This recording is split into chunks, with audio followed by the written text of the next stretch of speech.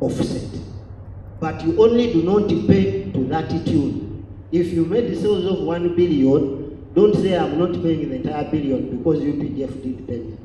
Do not only pay to the extent of the supplies to UPDF.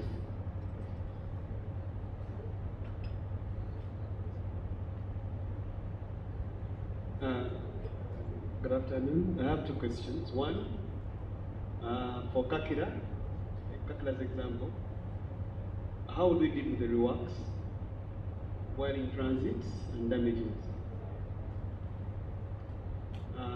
Any damages in transit before you transfer the stock to the product you want to produce? Kakila's example, producing your own product as your own raw material. Then the second one about the exports. Since we're supposed to declare separate stock, like you say, and from his example where maybe you can't produce a full batch for exports, how do you deal with that stock? How do you adjust it in the return? Can you repeat the last one? From the return, the sample we're seeing here, for exports, you have to declare stock, separate stock, through a separate line. So for the case-to-case basis, like he explained, where you can't produce a full batch for export, since you're not selling of the export. So when you guys visit me, then you allow me to do the export on a specific arrangement, how do I deal with that stock, adjusting it from the return? Since that separate line for stock, why don't have that stock separated from the return? Yeah.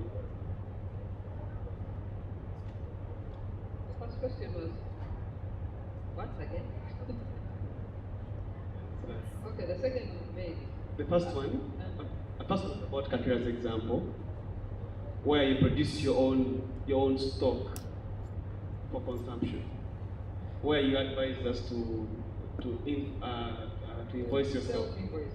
Yes, you self-invoice. So how do you deal with damages in that case, in process? And we have a section for damages. You declare the damages there. Can't you declare the damages for? So that means you don't need to call your aid to verify the damages. No, damages are always going to be verified, but you were asking how to declare. So you go through the same process. You will have either you have a form that shows the damage, you call URA, and then you declare the damages in the return. There is a provision for damages. Yeah. The second point.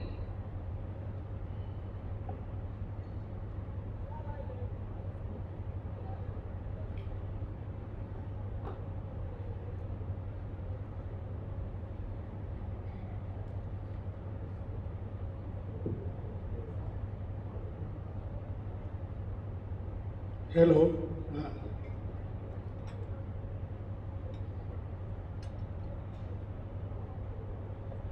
Okay, the case-to-case basis, that one we'll have to handle with you because we have to understand what you're doing exactly. Which stock you're picking and you have to verify. So,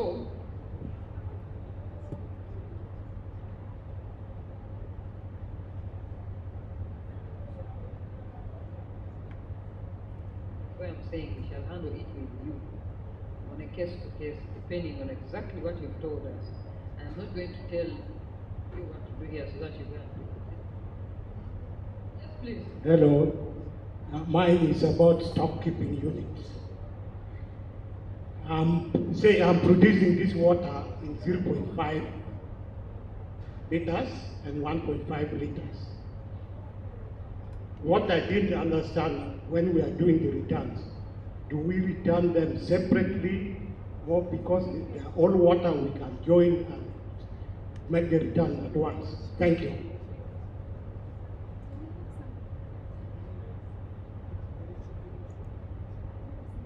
What's the answer? Yeah? We return separately. It will even be here, requiring separate information. You will have the 1.5, you tell us what you opened with, what you produced, what you sold. Then after, in the second law, you tell us what you produced in the 500 ml, opening, production, sold. Hello. Yes. Mine is about credit. You talked about claiming credit on raw materials. I'm wondering, is it possible to claim credit on packaging materials? For example, if a pack of oil, I've paid credit in a journal, I've paid excise duty on a journal. So is it possible for me to claim the credit on the journal? You're talking about plastics? Yes, plastics. Okay. We got a guidance about plastics. Yes, you're able to claim. You will be able to claim. Okay.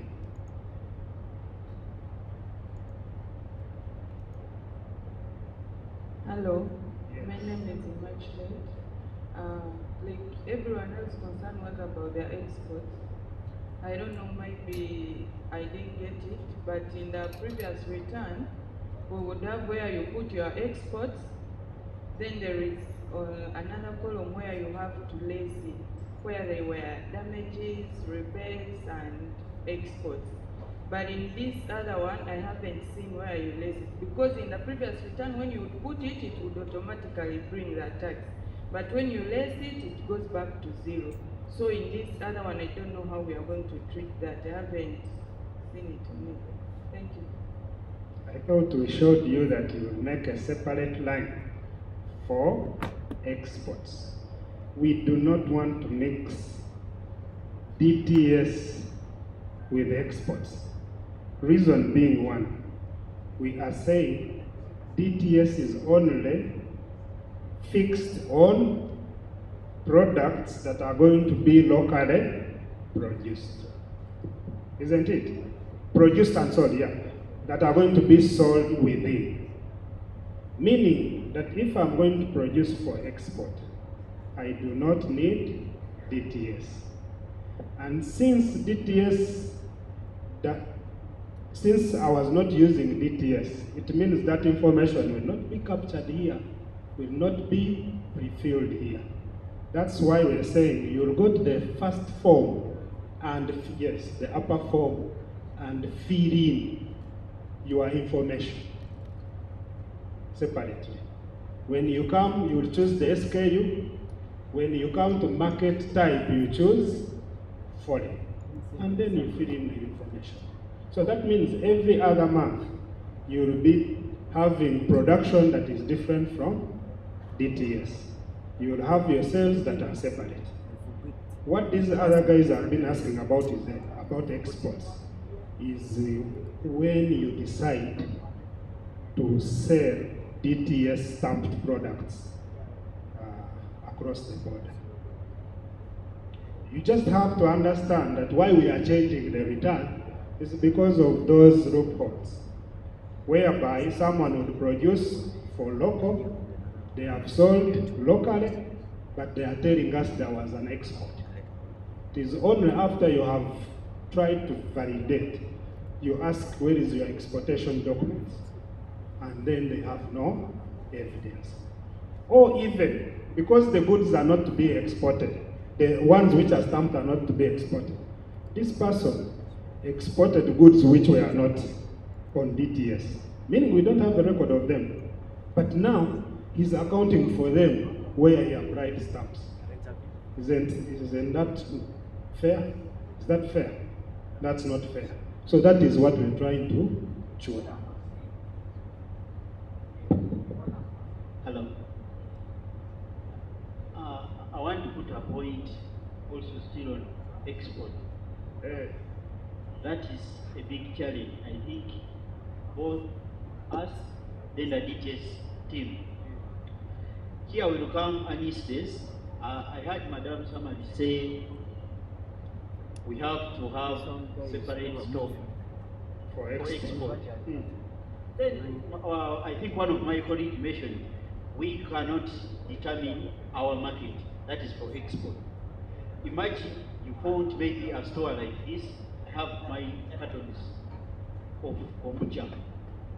Maybe a team comes to the premises, they come to find I don't have DTS onto those cartons. Your next question will be, why don't you stop? Then I can also use it as a weakness. I tell you, that is for export, don't we think we still have a loophole there? No, Then sir. we do. I'm going to cut you short. Please, I told you when you're producing for export, label the bottle for export. It will be found on the ground and it will be different from the local production. Yes? Now what you are trying to say is that you just come, someone just wakes up and walks into your place, I want to take to Sudan. Remember, our law, even the VAT Act says, if you have not taken the product to the border yourself to exit, you are not the exporter. If someone comes to your premises and takes the bottles that I'm taking to Sudan, that is a local sale. You have sold in Uganda, locally.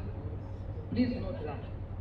What we have been doing here is accepting whatever you're telling us, but we are saying that the law is very clear. Unless you're taking it across the border, yourself, in your name, but you are selling to someone who has come to your premises. Please be very clear. What we are trying to say here, please, we can follow the law to the dot. We have not been doing that. And we always facilitate people who have such sales. Someone comes to my place and says, I'm from Sudan. And I give them the stock from my premises. They in other posts they do and take across. We have allowed that, but that is not the law. The law says you should be the person to take it across. Okay?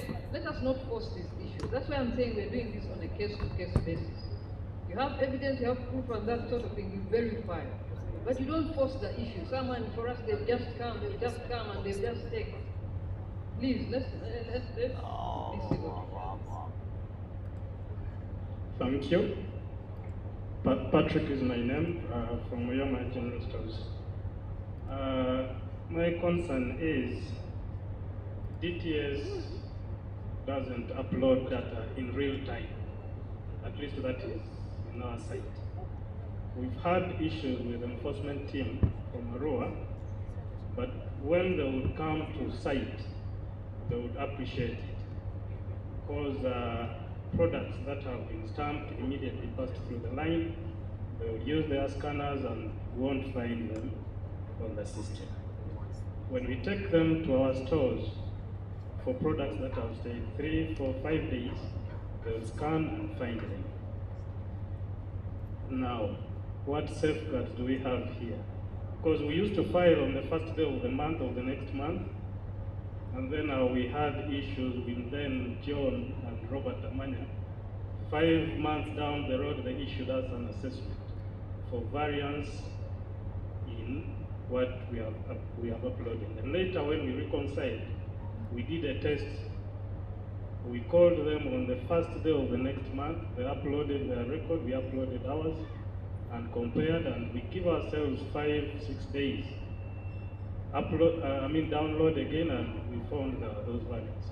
So what safeguards do we have against this in the new Patrick, you're saying web that this system? happens every month. Every month your products are not uploaded on time. The products that pass through details on the last few days of the month, 28th, 29th, 30th, on the 1st of the next month you won't find them.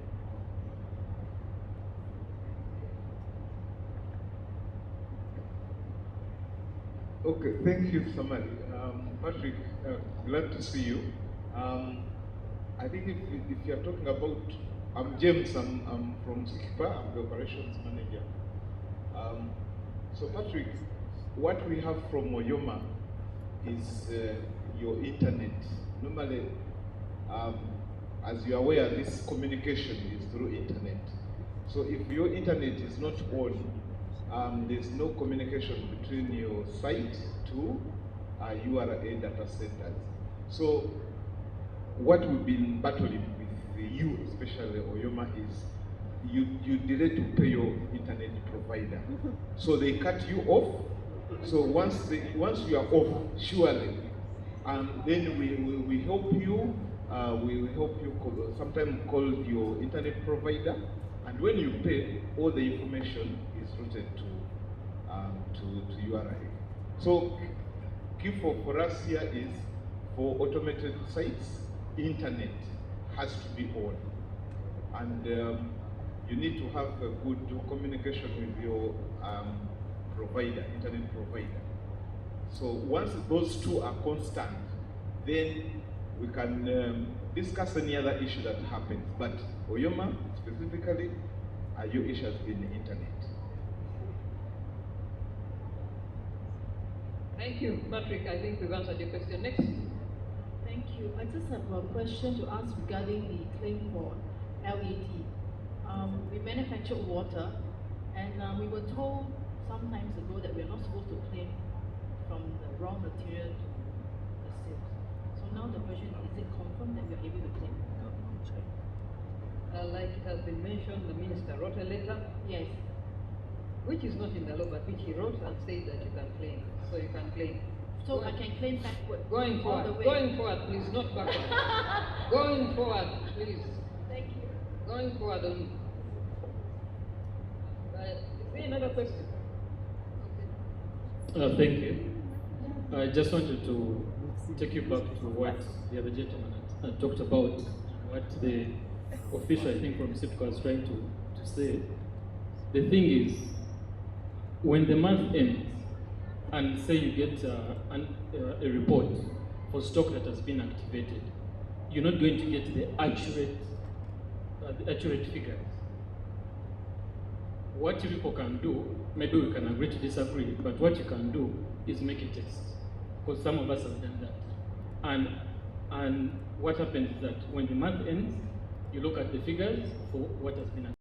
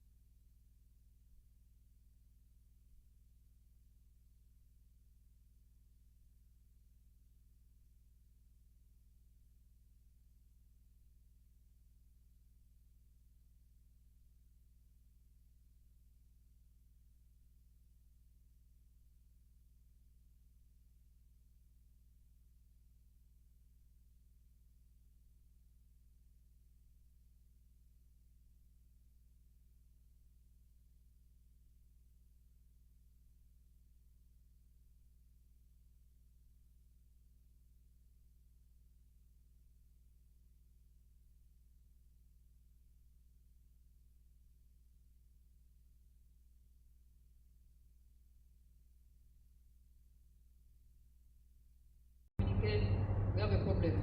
When we send mail, people don't get our mails because the emails are not right. I hope the emails you've recorded there are okay, because we will send that message to you on that email. You go and associate the product to your lines, and then it will be approved, and you can see it for activation. Okay? We shall send you what to do. You click on that SKU, search, you see all the new products there that have come. Just open it and associate it to your line and save. Then it will be appearing for activation. If all of you have sent us correct information, we are going to send that guide to that email. I hope it will get to you. We send emails and people say, I've never seen this communication, because the emails you have in eTax are wrong. Please go back to your emails in eTax and put the correct information, so that when we send information, you can get whatever we are communicating to you. But we'll send that guide. Please, when you register a new product in eTax, for those that didn't hear me the first time, you'll have to go to ETS, associate it to your line, so that you can be able to activate that new product. Okay? Is there another question?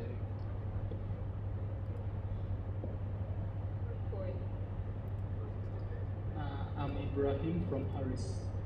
My question is regarding claiming of excise duty on packaging materials. The letter from Ministry of Finance, it was a clarification to URA that actually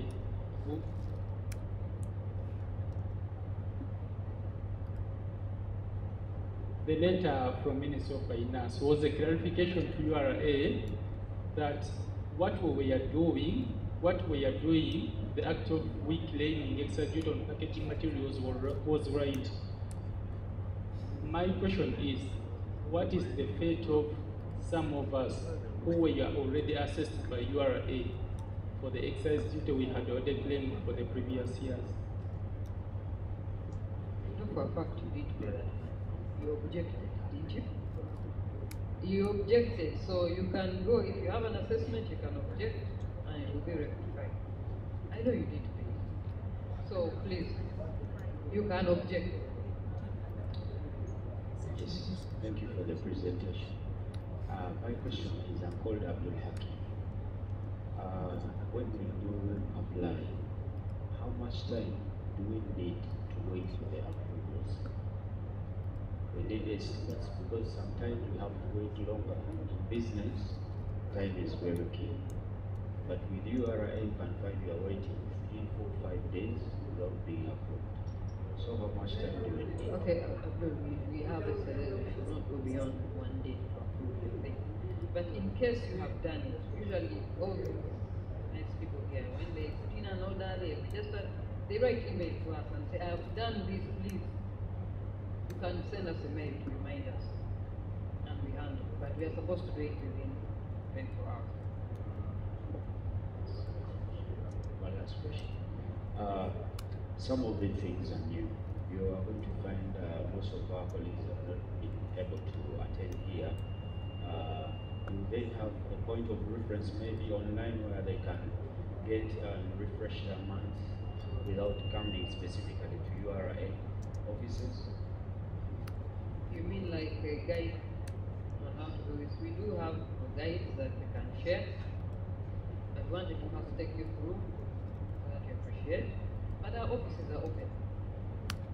We are available to help you anytime within working hours. Thank you. So I have a question. My question is it illegal to prepare my products and keep them in my factory store when they are not stamped? Because Yes. sometimes we have limited time for doing our businesses.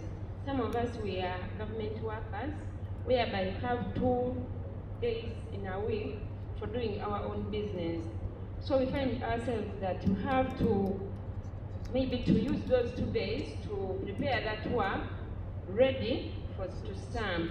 So when I get a customer, I put those stamps because I may not be able to stamp all, because when I stamp all at the end of the month, I will be required to pay for those stamps, yet that stock is not sold. Now, I don't know. Okay. I don't want to keep referring to a case-to-case situation, because I want to start coming to case-to-case. The law is very clear. Immediately after production, stamp activation. Now, if you have an issue like that, I don't know how you're going to do this. But usually when we find the products on the premises, we advise you fast to self-activate. The problem is we find when you've already packed in the secondary packaging, you're ready to go. That indicates that you're ready to push it out even without stamp. You find them lying around, empty, lying in bottles like this, not in a box, then that's okay. You haven't yet packed. But when we find you've stacked them all in cartons, all the way up to the ceiling, it indicates you're not going to go down and do it again. That is where our risk is. Yes? So let's agree to agree that you will try and do it as fast as you can. Then if you have not done it, you can stop the other process.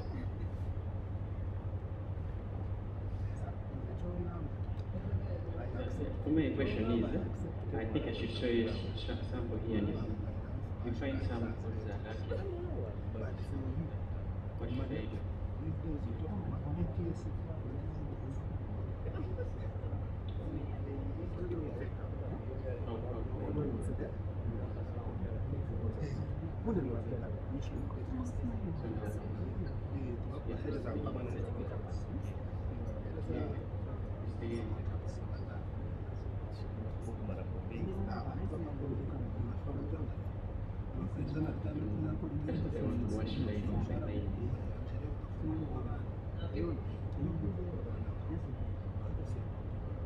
We use the date. This is here we did.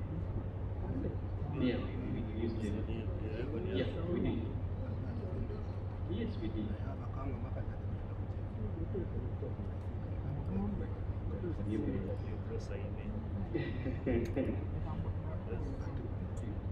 No, we used it.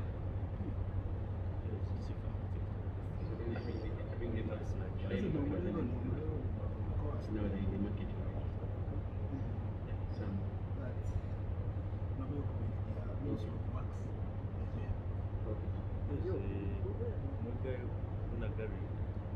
Any other question, please? Thank you. My name is Tony. I'm also having an issue on the VAT input of packaging materials. Actually, for me, I objected, and some were approved, and then 3 were rejected. So, how would you advise me? Because I followed the same process, the plastics that See, by the time you objected, we hadn't got the letter. We hadn't got that letter yet. I told you that then when we got the letter. Okay. Now, did you go through the next process? Please appear, unless you are late. I hope you're not late. Because when you object, there's a time like this, you go to the next process, which is go to ADI and appeal the decision. You need to have that letter when you're appealing. Yeah? My question is, I just wanted guidance. Once I'm running low of stock, I am not able to make an order. Reorder, please don't continue. Okay. Don't continue with reorder. Okay, ladies and gentlemen, we have what we call a reorder level.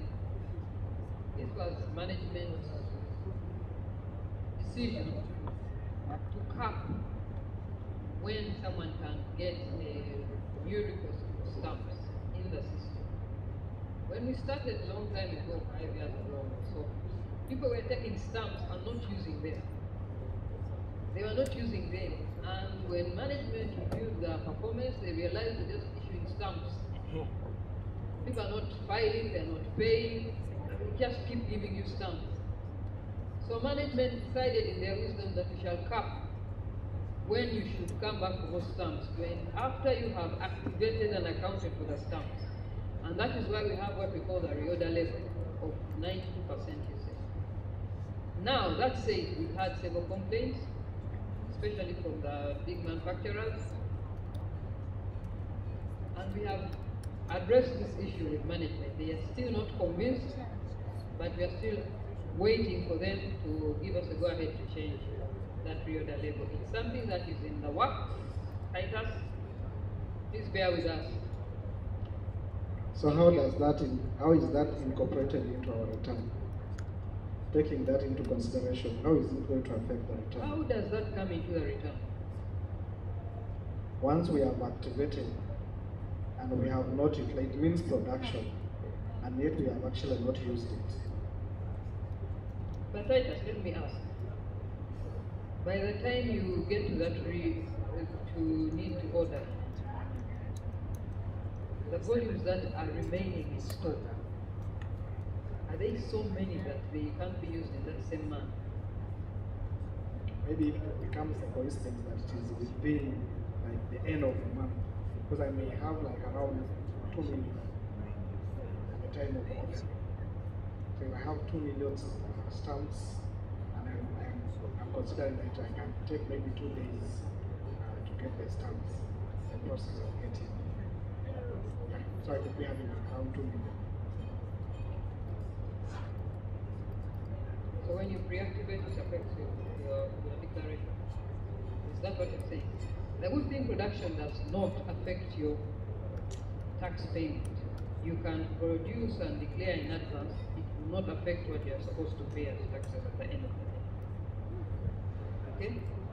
Production does not affect your taxes unless you declare production. And I want to be very clear, so that we send assessments on an activation of stamps. It's because you have declared less than you have produced, and it is affecting what you are actually declaring as your sales. You never bring the totals to your return at all.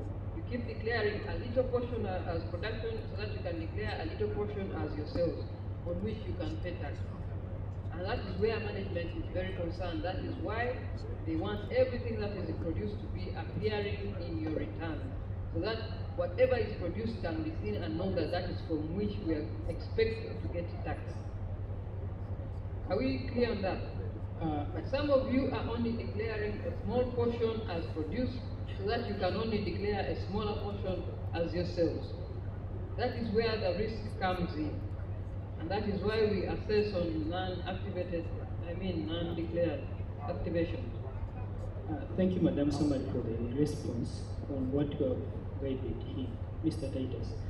I think it is not really right, because if he goes ahead and declares production which has not yet produced, because he wants stamps for the next week, the following morning URI will come and ask for the stock, which is not there. It is difficult to verify. Thank you, and that is why I keep saying this. We are still appealing to have this reorder label changed because of the issues. We are not the only one, it's not the only one. Several people have and keep saying this every day. So we are still appealing. I think our presentation to management hasn't been very convincing, but we shall try and make it a better presentation so that it is revisited. Maybe me, as you do the appeal, I would request that you put in consideration for special cases, because we have different cases. As much as you're going to appeal for the consideration, you'll find you're considering the situation of maybe Rehab or Harris, and you are forgetting someone deep there who has also a special and different case. We have different cases, so you request maybe if there's a gap, URA staff need to understand the working environment where we are operating from. That is well noted. Please, we do not separate you because some are big and some are small. Please don't do that, because you make it appear like we are favoring some. We don't. But we are appealing that thing. We have put it on the table and we hope they'll change it soon. Another question. Yeah, thank you. I'm called Paul Warren. So my question is, why should the manufacturer still pay for the stamp, and yet you are going to tax us? Why don't they give them for free? Then second, in the returns there's provision for damages.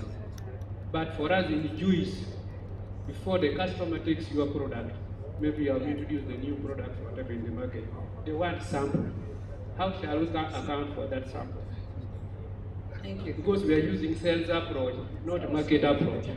Thank you. First question, the stamps that we use are not free and they are not made by the government. That is why you pay for them. Now, we continue to revise those stamp prices as and when we can. Maybe in the future government will allow to pay for them again when they, like they did at the beginning, because they paid for the stamps at the beginning. The first year, documentation. But as of now, that's not the case. As long as we're still having the same conditions, we shall continue buying the stamps. Secondly, the law does not provide for samples, discounts, on use, whatever, as tax-free. As long as you've taken the product into the market, it is taxable. That is the current law. That is why whether you take them for samples and you put them in, the problem is when you take them for samples, you're not taking them at home. You put them in the market. The same market is this one who is stamping and already paid the tax on them. So that is the difference. That is what you say. You always say that. And we hear you, but the problem is you put them in the same market as someone who has paid taxes. I'll give you free will, and then you say, why? For me, I have paid taxes and I put them in the same market. Why are you giving him and not giving me? So who should we look at now?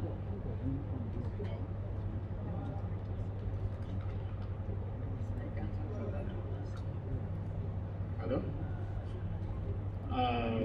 Good afternoon, members. Now, my question, I have two questions. One question is, like, what if I've activated my stock and is stolen? Then the second one is, what if I've activated my stock, because we go out in the market and we give most of our stock on credit, and the next time we go back, we find these people have shifted. How do we handle that? The first question, if the stock is stolen, you should have a report. Police report, whatever supports that claim. Shall allow it. Have stock that is stolen, why should we make you pay what you was stolen? But the problem is you've already sold it. Unless it is stolen at home, at your premises. That is okay, that one you can do it, but if it's stolen after you sold, I don't see how that will happen. Then, it's not okay. Second issue.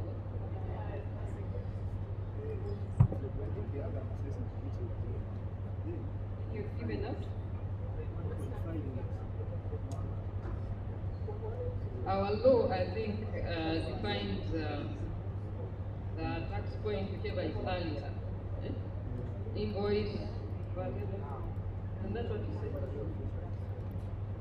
So whichever is earlier, if you gave out first, they went out of the gate first before you paid, that's when the tax point is due. So, are you trying to say when you take them on credit, you will not eventually pay,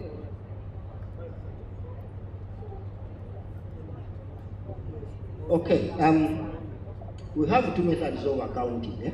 That is the cash and accrual. The default is accrual. So when you sell on credit, you've made a sale, so you'll be liable to account for the tax. Okay? When you sell and you fail to recover, we have provisions for bad debts, both in LED, in VAT, in income tax. But there are conditions which have to be met. So if you fail to recover, but you've already paid the tax, you will get a refund after meeting the conditions provided for in the law. It's not a matter of saying that I can't trace the taxpayer or the client that I sold to, so please give me a refund. Because many times you'll find one will come and say, I can't trace person ABC, please give me a refund. 2 months down the road, the same person is selling it to ABC. Okay? That's why it is not automatic. Some conditions have to be met. But assuming all the conditions are met, you will be entitled to a refund in case it is indeed a bad debt. It is provided for in the law, so you're covered. Hello. Thank you very much. I have a question from this side. Two things. One, the return, how does it consider supplies made to customers who are exempted from local excise duty? This is different from the cases that are handled under the PSO unit. My second question is, from what I gather, the return is only looking at production as stamps activated. But this is going to cause a valuation issue when it comes to stock. We've had URA audit finished goods at the end of the year, and if these are not matching, we have seen them go ahead and raise assessments. So, looking at how the return is set up, only activated stamps are going to inform the closing stock. What about bulk production that is still, say, in the silos and not yet packaged for activation? How are we going to handle that on a closing stock balance? And how is that going to also impact the valuation of the closing stock differing from the stock in the financial statement?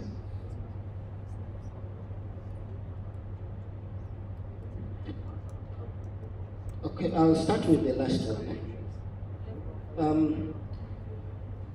Tax has to go hand in hand with the general accepted accounting principles. We all know in our income tax return, whichever return, you have closing stock, be it for raw material, be it for a finished product, all work in progress. So how you record it in your books, it will determine the impact. If you record it as a finished product, okay, it may be given a different treatment. If it is still on the production line, that is work in progress. So it will all depend on how you're classifying your products. If you get a raw material and you call it a finished product, at the side of URA they are seeing a finished product, not URA. So it all comes back at how we are presenting the information we submit in our returns. But it's not a must that what you have should be carried, because you may have goods in transit, okay? All the liabilities have shifted. It is your stock, but it is in transit. So when you report it as sold, no one is going to assess you because you have goods in transit, all work in progress, which is still on the production line. Hello. First question, there was a first question.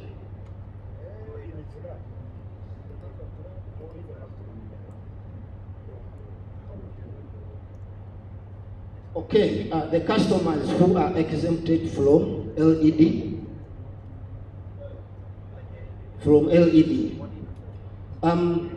just like it is in IFRS, when you're selling a product which is standard rated, but the person you're selling it to is exempt from LED.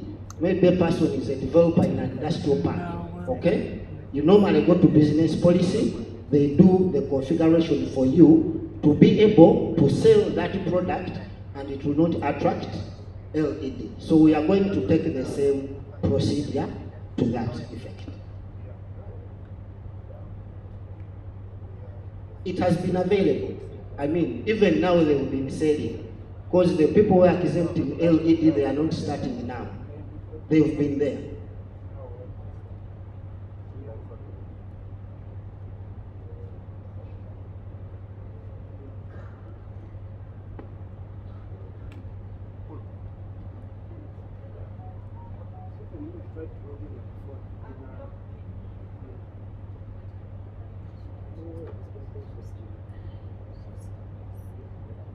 We need to go to our agency.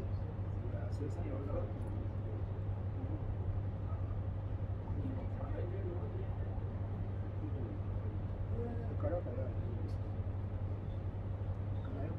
Okay, I've been told our lunch is ready. Let me take the last two questions. Thank you, everyone. My question goes to SICPA. SICPA, I would like to know if there is a possible way to know the number of stamps per reel, because many times we don't find the stamps counting right. They are really not. So I don't know if there is a possible way of first proving those number of stamps per reel. Thank you. I didn't hear the question, sorry, I was preoccupied. It goes to SICPA. But I need to hear the question. What was the question, please? Number of reels, number of stamps per reel.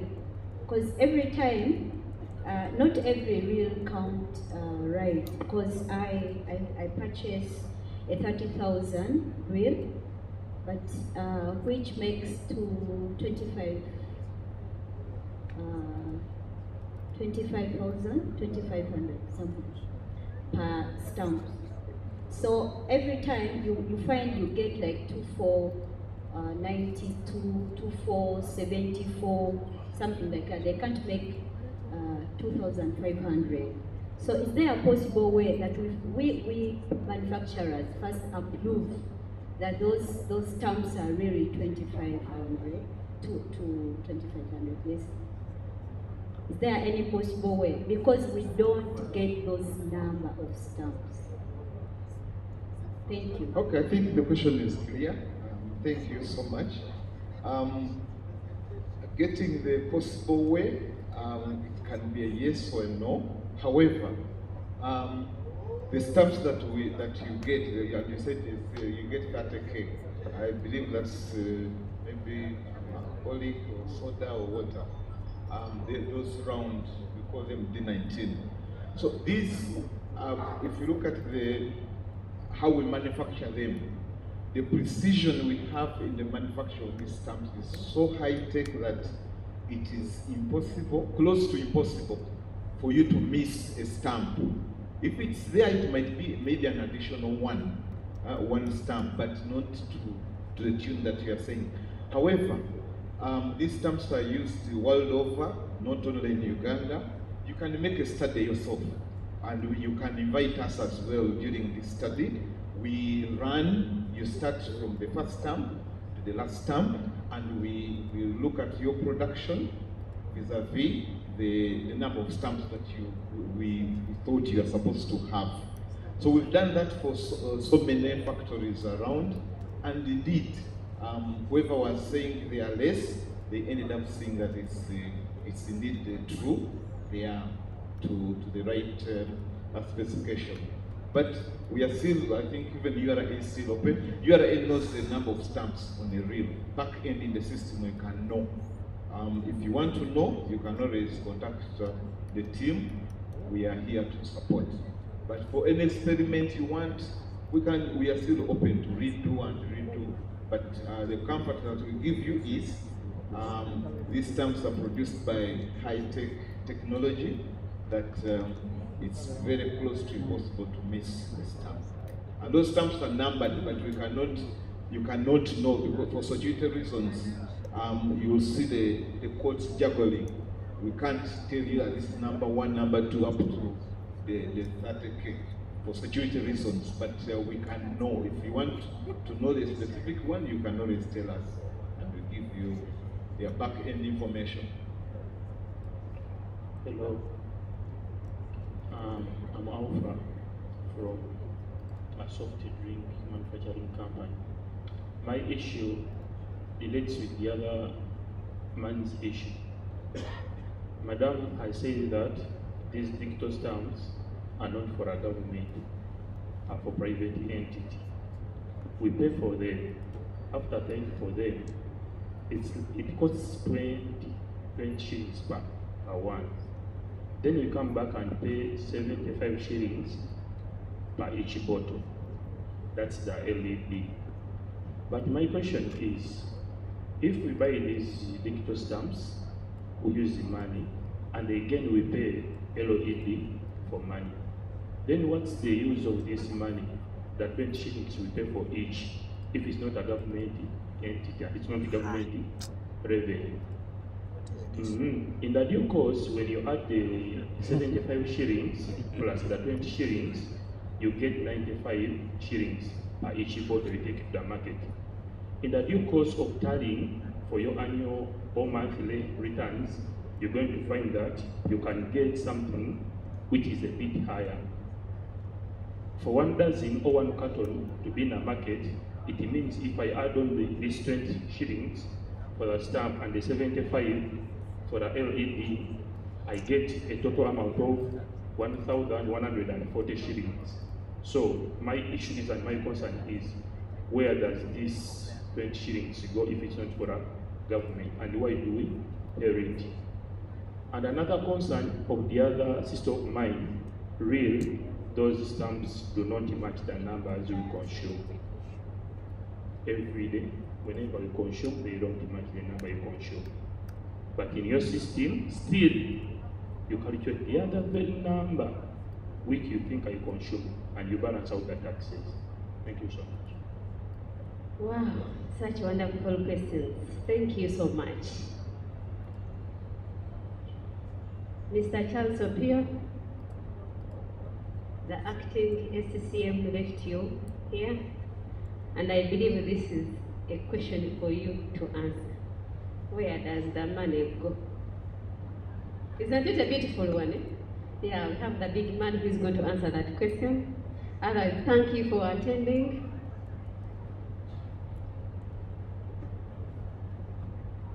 I'm kindly going to request you, just for clarity, as he's answering, repeat that question. It is so interesting.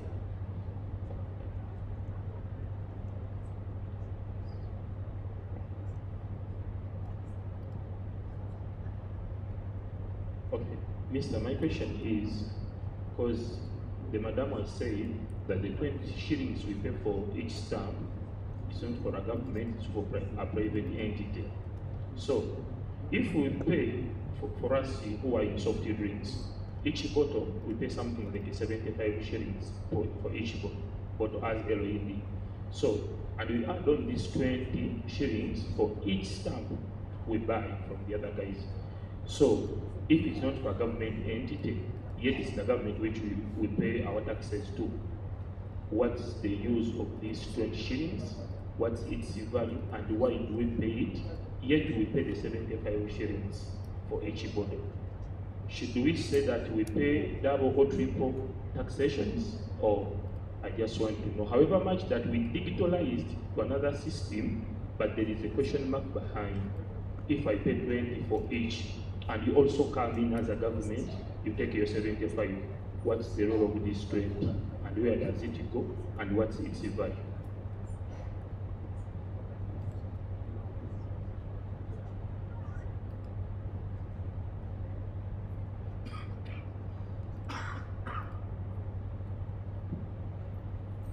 Okay, thank you for that question.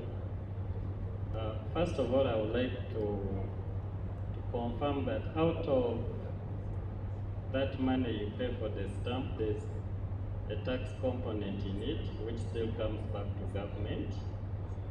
However, government partnered with a service provider who gave us this solution. And this payment is to facilitate the service provider government did not initially pay for the full solution, but through a subsidized manner, there was an agreement in which they can be paid, and therefore the cost of the stamp. So, however, for each stamp, the service provider is also required to account for taxes on it. So inside that stamp, there's a VAT component on it, which still comes back to government. There is income tax, which still comes back to government. Yes. So it goes to the service provider.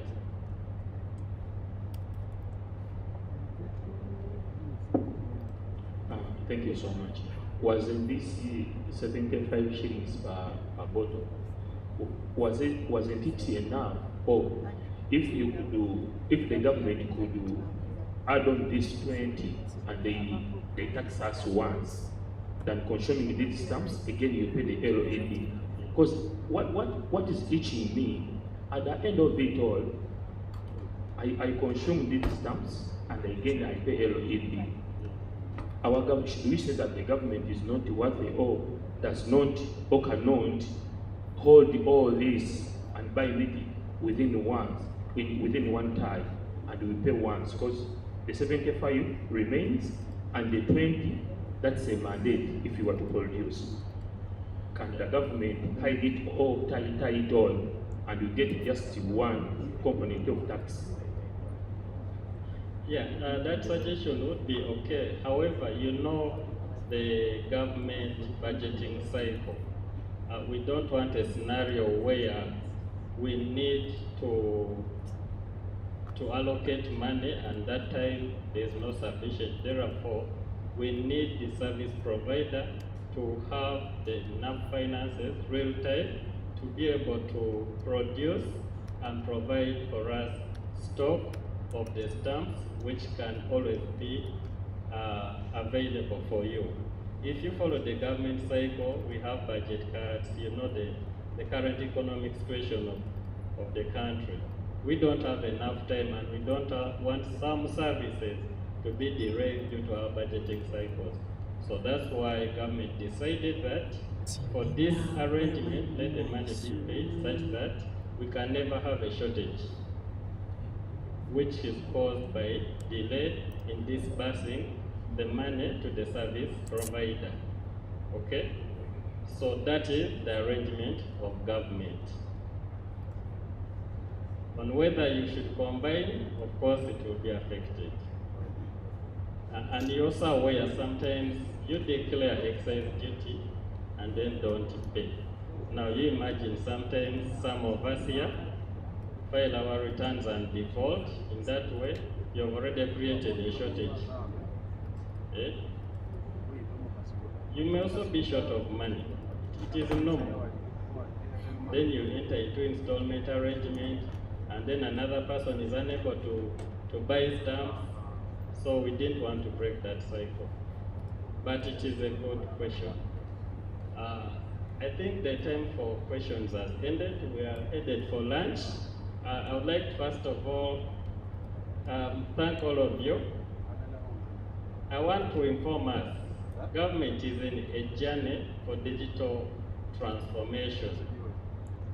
These technological shortfalls, but they will be improved along the way. If you can recall, last year we introduced, let me take you back to, I think, 2008, when URS started to automate its processes by introducing the new web-based Excel returns. We've moved along, we introduced e-freeze, and then now we introduced digital tax stamps.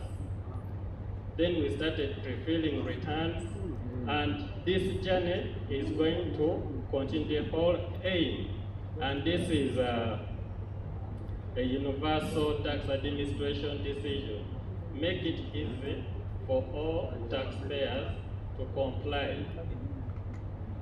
You can't currently file your return on your phone because most of the phones cannot run Excel, and also filling it is difficult. So this journey is aimed at making it easy for you to comply using any tool which can access internet. So I'm going to request that we take this positively, give us as much feedback as possible. We shall always improve. I believe many of you are happy with the pre-filled VAT return. It takes less than 2 minutes if you've been transacting properly on IFRS. It takes less than 2 minutes for you to complete. This is also moving in the same direction.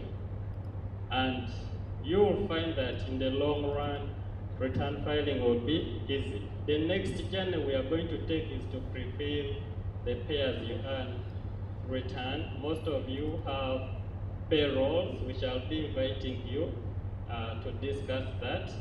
So surely, I believe we are headed the right direction. We have few national challenges of internet access, but the respective ministries are also working hard to ensure that internet access is spread along the whole country such that you're all able to comply with the national obligation. Other MDAs also have obligations that you meet. UN-based, for example, has to certify the document to ensure that they conform, and they have also integrated. Okay? So members, I've been listening to the questions. They are very good questions. We've taken note of areas which we did not see while designing this solution, and I can promise you we are going back to the kitchen to boil more.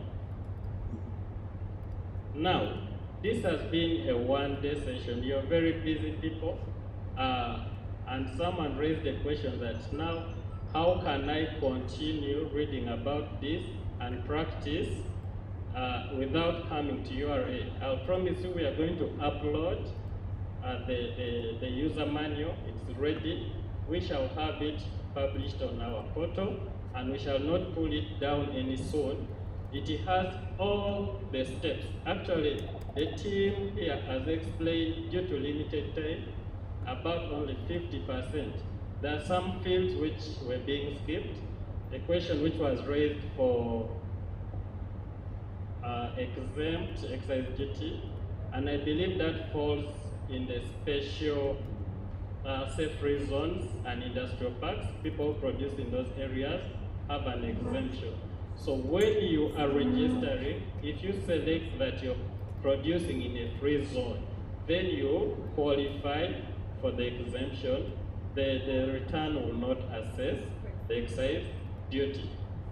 However, for anyone saying that they're in the industrial area or a free zone, they have to be inspected. So don't select it for purposes of avoiding, but select it when you're actually operating there.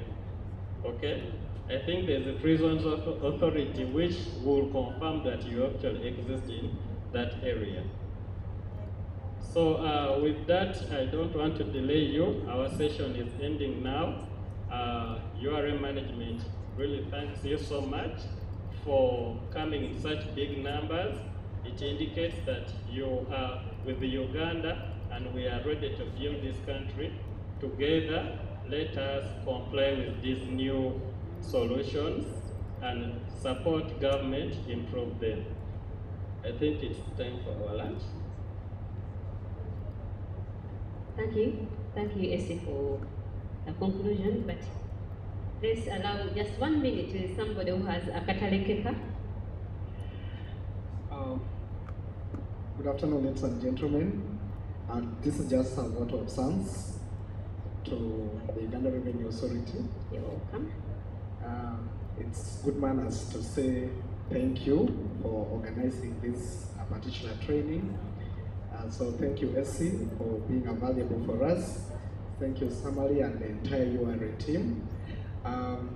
As taxpayers, we feel you are taking care of us when you involve us in the developments in URA. However, we just think it is coming a little bit late.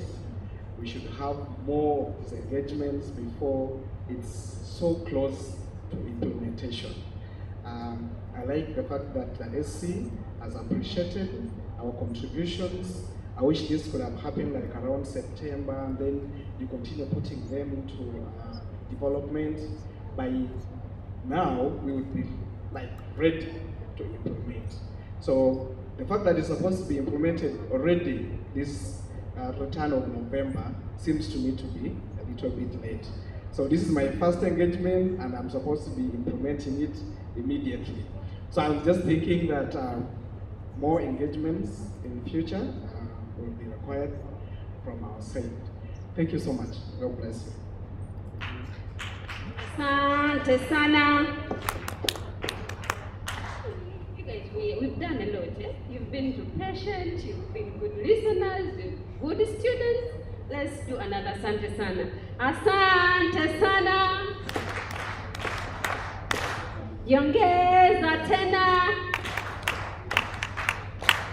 One announcement. Tomorrow we are having another session of the same, but to the people or to those who are dealing into the products, not for digital stamps, but they are excisable, as well as the services.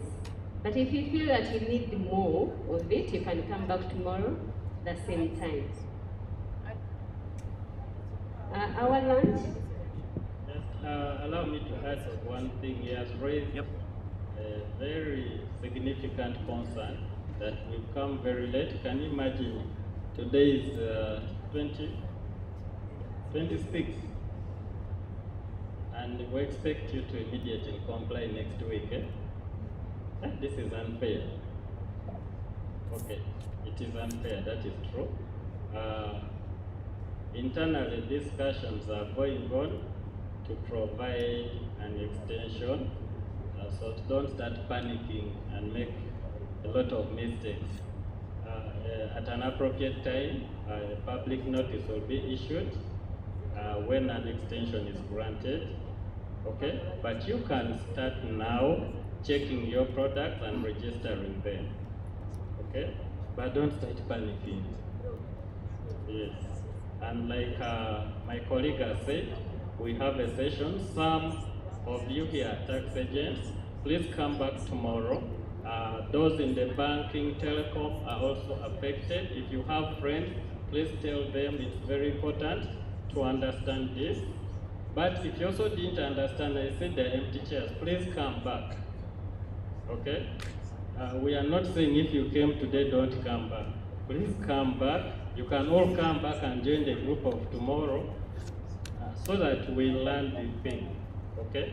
We shall be also sharing a help group, which we shall still publish on our portal. Please closely check our portal to see all those.